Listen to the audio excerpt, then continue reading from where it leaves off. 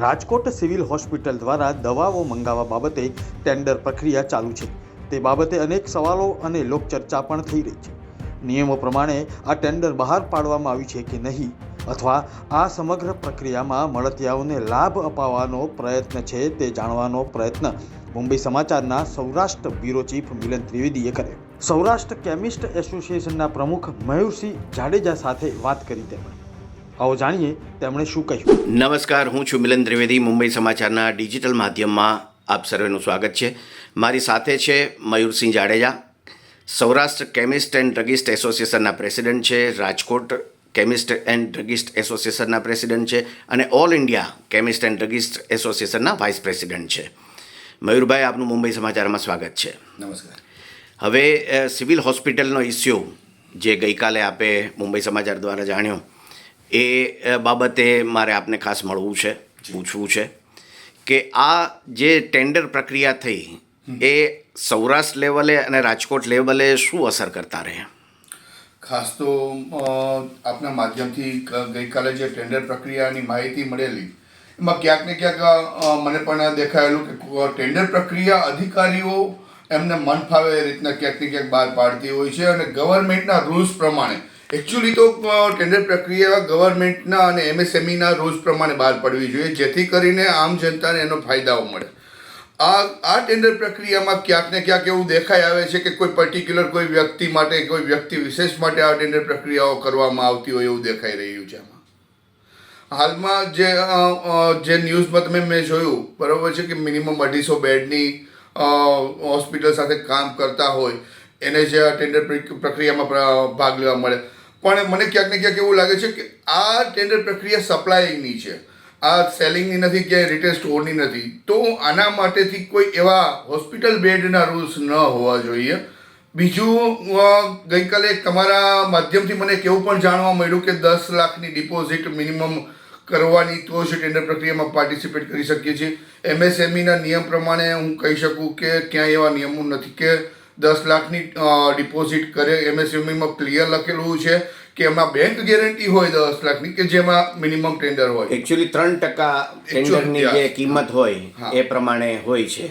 અરે 3% હોય કે 5%, પણ એમાં પણ બેંક ગેરંટી હોય તો પણ ચાલે છે। એમ કહેવાની મારો અર્થ એ છે કે બેંક ગેરંટી હોય તો પણ ચાલે છે। તમારે કેશ અમાઉન્ટ જમા કરાવવું એવું કે પેમેન્ટ એડવાન્સ જમા કરાવવું એવું ક્યાંય જરૂરી હોતું નથી એમએસએમઈના નિયમ પ્રમાણે। અચ્છા મયુરભાઈ, મારે એ જાણવું છે કે આ સપ્લાય માટે જે અત્યારના નિયમો છે એ પ્રમાણે તમને લાગે છે કે સરકારને કાંઈ નુકસાન જાય? ખાસ કરીને જે અત્યારે ટેન્ડર પ્રક્રિયા છે, તમે કીધું લગભગ મેં વાંચ્યું 1800 થી 2000 જેટલી ડ્રગ્સ એક જ વ્યક્તિને કામગીરી સોંપવામાં આવે। હું એવું માનું છું કે એકચ્યુઅલી શું છે કે આમાં ક્રિટિકલ કેર એટલે કે ઇન્જેક્ટેબલ ડિવિઝન અલગ હોય છે, ટેબ્લેટ ડિવિઝન અલગ હોય છે, આ બધાના સપ્લાયર પણ અલગ અલગ હોય છે। જો આમાં રિક્વાયરમેન્ટ પ્રમાણે સપ્લાયરને પાર્ટિસિપેટ કરવાનો મોકો મળે ને, તો વચ્ચે જે ગાળો રહે છે, હું માનું છું ત્યાં સુધી અત્યારે જે રીતના બધી દવાઓ એક જ વ્યક્તિને એક જ ટેન્ડરમાં આપી દેવામાં આવે, બરાબર છે, એમાં એ વ્યક્તિ કે એ કંપની બીજા પાસેથી ખરીદી કરી અને પછી ગવર્મેન્ટને પૂરું પાડતું હોય છે। તો આ વસ્તુ જો અલગ અલગ ટેન્ડર પ્રક્રિયા કરવામાં આવે તો જે વ્યક્તિ ડાયરેક્ટ સપ્લાય કરી શકે, કે જે કંપની ડાયરેક્ટ સપ્લાય કરી શકે છે, એમાં નહીં હોય તો 25 થી 30% ડિફરન્ટ રહે છે।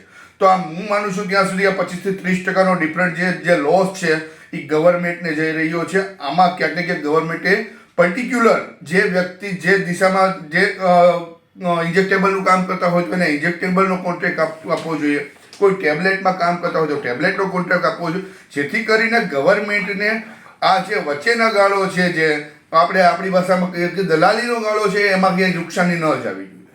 અચ્છા, જો આ ટેન્ડર પ્રક્રિયામાં તમે કહો છો એ રીતે ડિવિઝન વાઇઝ જો થઈ જાય તો લોકલને કે સૌરાષ્ટ્રને ફાયદો થઈ શકે?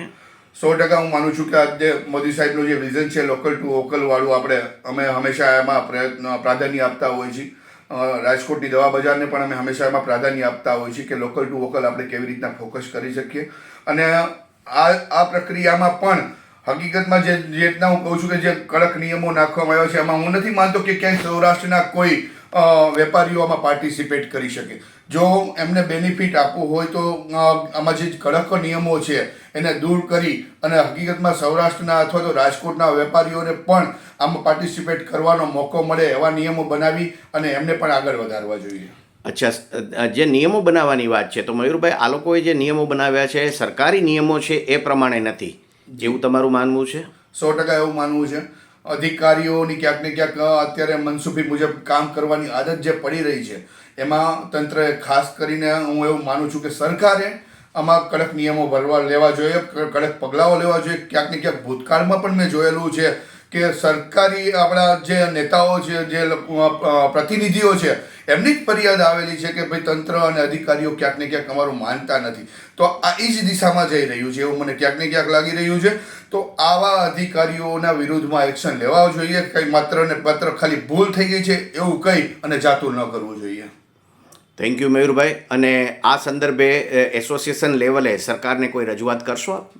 100% મારી સરકારને એટલી જ રજૂઆત છે કે લોકલ ટુ વોકલનું જે મોદી સાહેબનું વિઝન છે, આજની આ ટેન્ડર પ્રક્રિયામાં તમે જોઈ શકો છો કે આમાં માત્ર રાજકોટના નહીં પણ સૌરાષ્ટ્રના કોઈ આમાં પાર્ટિસિપેટ કરી શકે એવી કન્ડિશન નથી. એ રીતનું ટેન્ડર પ્રક્રિયા કરેલી છે. તો હું મારી ગવર્મેન્ટને અને સરકારને, માનનીય મંત્રીશ્રીઓને મારી રિક્વેસ્ટ છે કે આ ટેન્ડર પ્રક્રિયા એ રીતની સરળ બનાવવામાં આવે કે એટલીસ્ટ રાજકોટની સિવિલ હોય તો રાજકોટના વેપારીઓમાં પાર્ટિસિપેટ કરી શકે અને એમને પણ આમાં કામ કરવાનો મોકો મળે.